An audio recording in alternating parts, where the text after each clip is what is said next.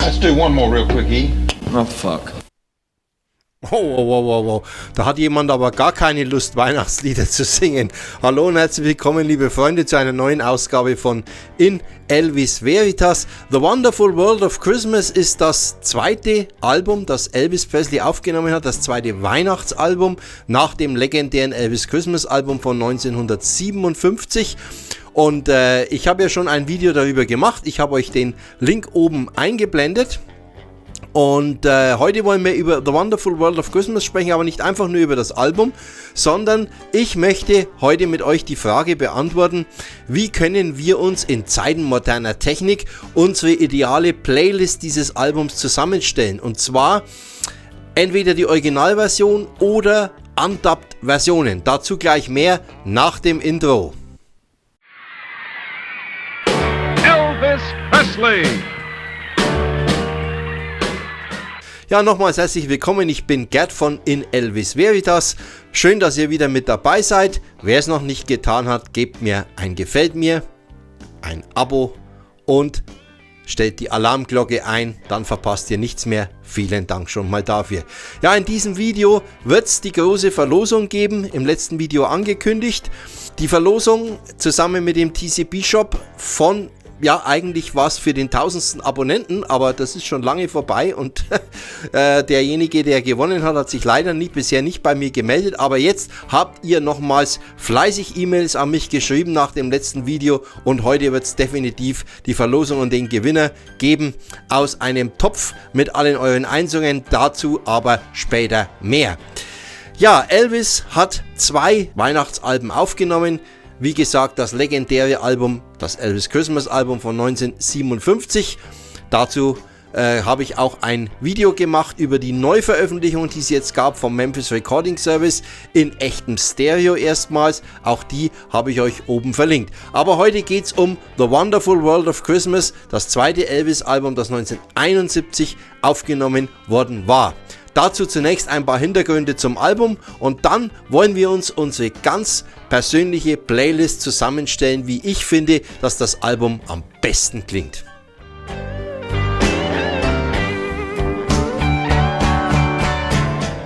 Ja, ihr werdet euch fragen, wieso Playlist zusammenstellen, wie das Album am besten klingt. Ganz einfach, wir haben ja im Jahr 2020 wie auch im Jahr 2021 2 hervorragende Sets bekommen. Elvis in Nashville und Elvis Back in Nashville. Und auf zweiterem Set sind die Christmas Songs drauf, die Elvis für sein zweites Weihnachtsalbum 1971 aufgenommen hat. Und zwar in der Undubbed-Version. So gesehen haben wir also 2 verschiedene Fassungen dieses Albums. Wir haben die Originalfassung mit den Overdubs von 1971, so wie es jahrzehntelang jeder kannte und auch heute noch kennt. Und wir haben zusätzlich dazu auch eine Undubbed-Version, wenn wir auf dieses Set zurückgreifen.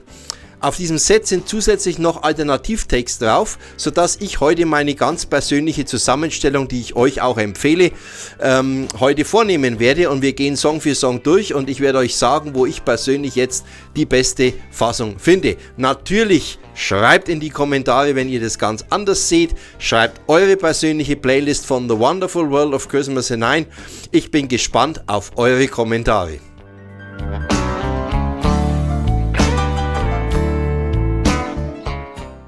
Kommen wir zu den Facts des Originalalbums. Das Originalalbum wurde aufgenommen zwischen dem 15. und dem 17. Mai 1971. Das war ein Samstag, Sonntag und ein Montag.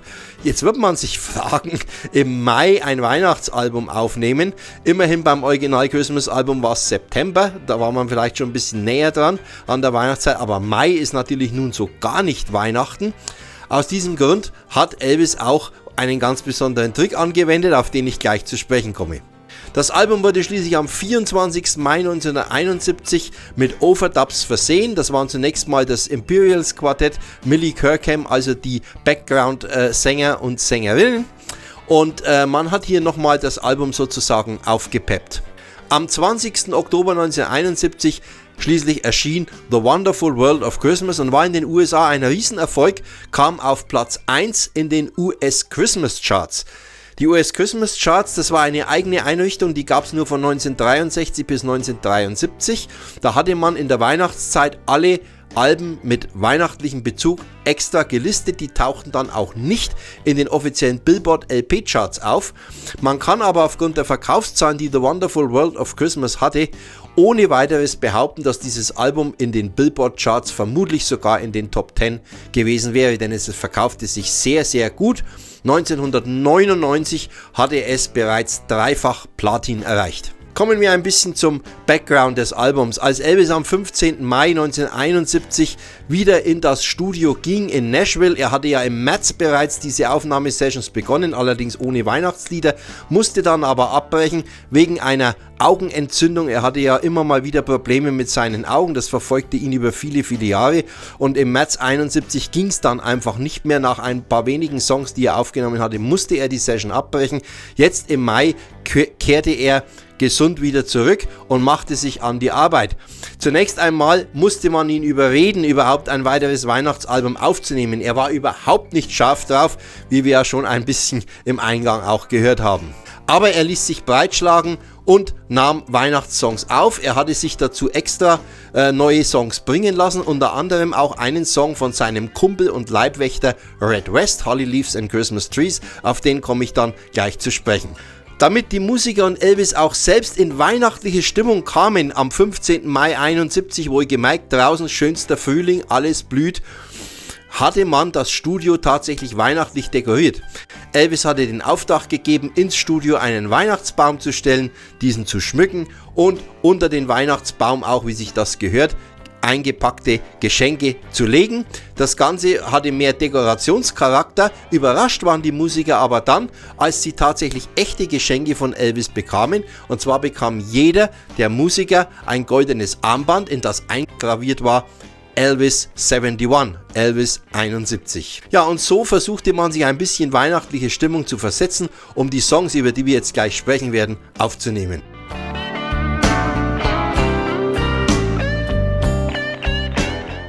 Ja, wir gehen die Songs der Reihe nach durch, wie sie auf dem Album sind, und ich werde euch meine persönliche Empfehlung geben, welche Fassung dieses Songs ich persönlich für meine Playlist bevorzugen würde. Wir beginnen mit O Come All Ye Faithful, in deutscher Sprache auch Herbei, O ihr Gläubigen bekannt, oder lateinisch Adeste Fideles, eines der berühmtesten Weihnachtslieder überhaupt, von Elvis wunderschön aufgenommen und hier für mich ohne Diskussionen nur die Originalversion, denn hier gehört der Chor und alles Pauken mit dazu. Das macht diesen Song zu einem fantastischen Song. Ich habe den schon immer geliebt und da muss ich ganz ehrlich sagen, so sehr ich die Nashville-Versionen ohne Overdubs liebe, aber hier gehören die einfach dazu. Also ein ganz klarer Haken bei O Come All Ye Faithful für das Original.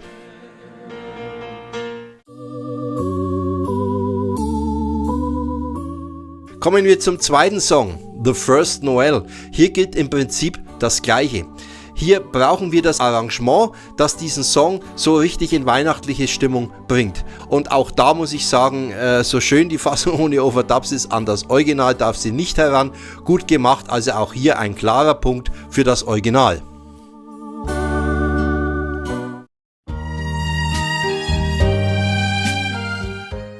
Kommen wir zu On a Snowy Christmas Night. Hier habe ich ein bisschen geschwankt, denn das ist so ein bisschen Country angehaucht, der Song. Ich habe mich aber trotzdem für das Original entschieden, nicht so sehr wegen der Streicher, die mit dabei sind, aber vor allem wegen dem Background-Gesang, der diesen Song noch einmal erheblich aufwertet. Hier haben wir in der puren Version von Nashville, also ohne die Overdubs, klingt der Song etwas langweilig, es fehlt ihm etwas, also hier auch ein klarer Punkt für das Original.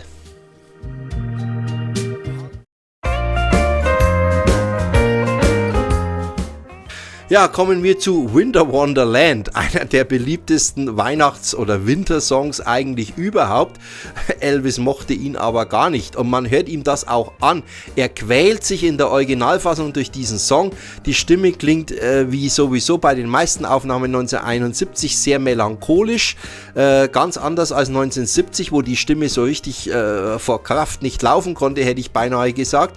Hier ist es so, dass bei Winter Wonderland mir die Stimme viel zu melancholisch ist. Elvis klingt lustlos, er singt den Song korrekt runter, keine Frage. Am Schluss kommt auch ein bisschen Stimmung auf mit I said I'm walking in a Winter Wonderland.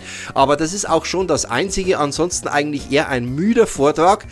Deshalb greifen wir hier mal zu einer Alternativversion. Wir greifen zu Take 7, den wir auf dem Boxset Elvis Back in Nashville bekommen. Take 7 klingt Elvis wesentlich lockerer, entspannter. Es ist kein perfekter Take, aber er hört sich gut an. Am Anfang werden Scherze gemacht. Reverend Joe Esposito hält jetzt eine Predigt und so weiter. Also, das ist auch lustig anzuhören, aber die Fassung selbst ist für meine Begriffe wesentlich besser, da lockerer und auch Elvis' Stimme befreiter klingt und nicht ganz so melancholisch.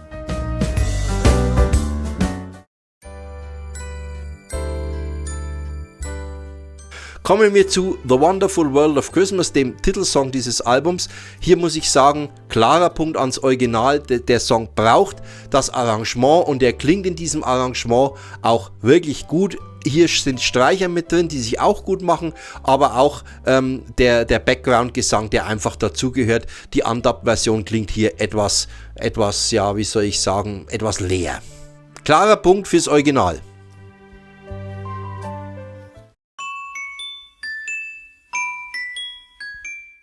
Der letzte Song auf Seite 1, It Won't Seem Like Christmas Without You. Hier bin ich ganz klar bei einer Undubbed Version und zwar bei Take 6, den wir auch wieder auf dem Set Elvis Back in Nashville haben. Hier ein lockerer Elvis, etwas countrymäßig, etwas bluesig angehaucht. Der Song gefällt mir richtig gut. Hier ganz klar der Punkt an die Undubbed Version.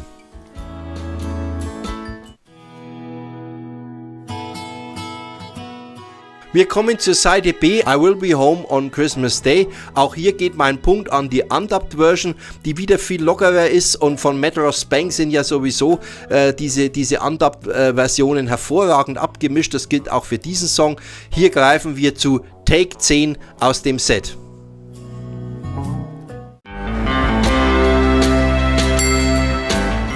Der nächste Song ist mein ganz persönlicher Favorit von den normalen Weihnachtsliedern. Ich komme gleich darauf zu sprechen, was ich mit normal meine und was nicht normal ist. Aber von den normalen Weihnachtsliedern, von denen Peter Guralnick einmal gesagt hat, 10 hochanständige Weihnachtslieder. Ja, das mag sein, aber ganz so stimmt es auch nicht. Ich werde auf das Zitat gleich nochmal zu sprechen kommen. Der Song heißt Holly Leaves and Christmas Trees und ist tatsächlich, wie ich schon mal erwähnt habe, eine Eigenkomposition von Red West, von Elvis Leibwächter.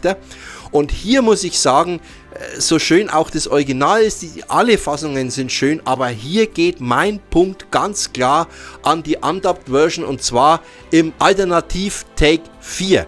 Das ist eine so klasse Fassung. Elvis ist locker drauf, die Stimme ist fast schon intim, kann man sagen, wie er diesen Song singt. Es sind schöne Harmonien drin, ein sehr gelungener Song von Red West komponiert und von Elvis fantastisch aufgenommen. Ich hätte mir gewünscht, man hätte diesen Take 4 ohne irgendwelche Overdubs zum Master gemacht. Das wäre eine großartige Aufnahme geworden, aber immerhin, wir haben sie und in unsere Playlist fügen wir sie mit ein.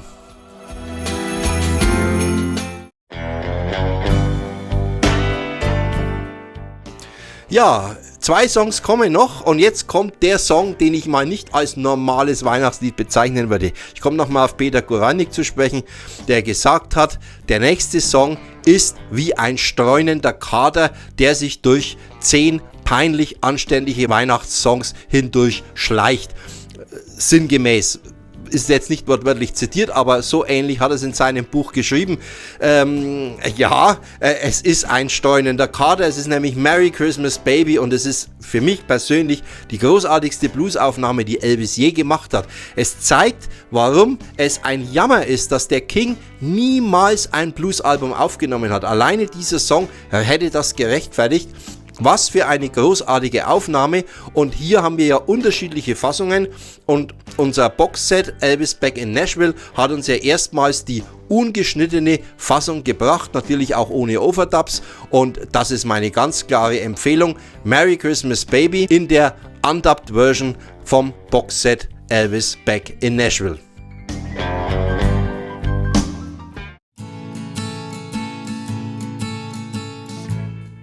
Wir kommen zum letzten Song, Silver Bells, ein Bing Crosby-Lied, den Elvis ein bisschen widerwillig eigentlich aufgenommen hat, hat aber dann doch eine anständige Version gesungen. Aber auch hier muss ich sagen, ziehe ich die Undubbed-Version vor, denn sie klingt einfach entspannter, sie klingt ruhiger, sie klingt schlichter und es tut dem Song gut, weil das ist so ein bisschen eine Art Kinderlied und ich finde, das tut dem Song wirklich gut. Wir greifen also hier zur Undubbed Version.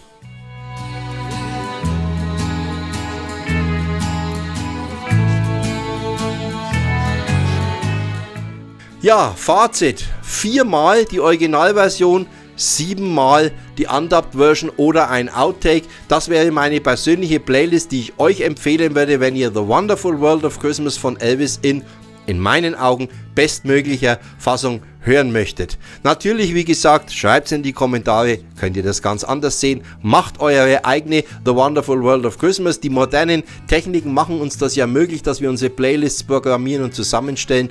Und das ist ja auch gut und schön und das lässt uns Elvis Musik wieder ganz neu entdecken. Wir sind mitten in der Weihnachtszeit, heute ein weihnachtliches Thema und jetzt die versprochene Verlosung, von der ich anfangs gesprochen habe, und dazu werde ich jetzt meinen Special Guest, die Marlene, mit dazu holen.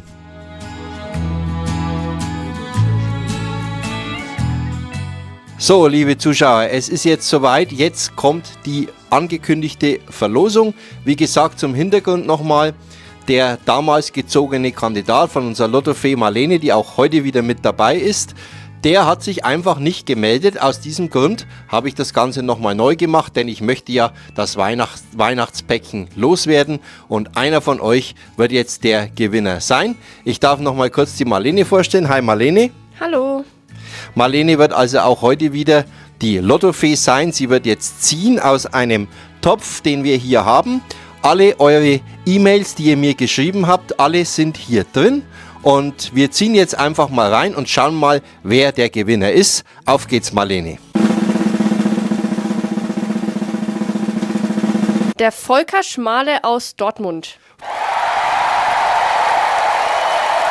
Volker Schmale aus Dortmund. Ganz, ganz herzlichen Glückwunsch. Du bist der Gewinner des Weihnachtspaketes, das in Elvis Veritas gemeinsam mit dem TCB Shop mit Michael Born für euch verlost hat. Herzlichen Glückwunsch und ich werde mich mit dir per E-Mail in Verbindung setzen und dann wirst du schon bald dein Weihnachtspaket in Händen halten können und wir wünschen dir viel, viel Spaß dabei. Herzlichen Glückwunsch. Auch von mir. Dankeschön nochmal. Ja, liebe Freunde, das war unser Video für diese Woche. Ich gratuliere nochmal ganz herzlich unserem Gewinner. Schön, dass ihr wieder mit dabei wart. Ich hoffe, wir sehen uns auch nächste Woche alle wieder. Bis dahin, ciao und servus, euer Gerd. Long live the King. So, das war's eigentlich.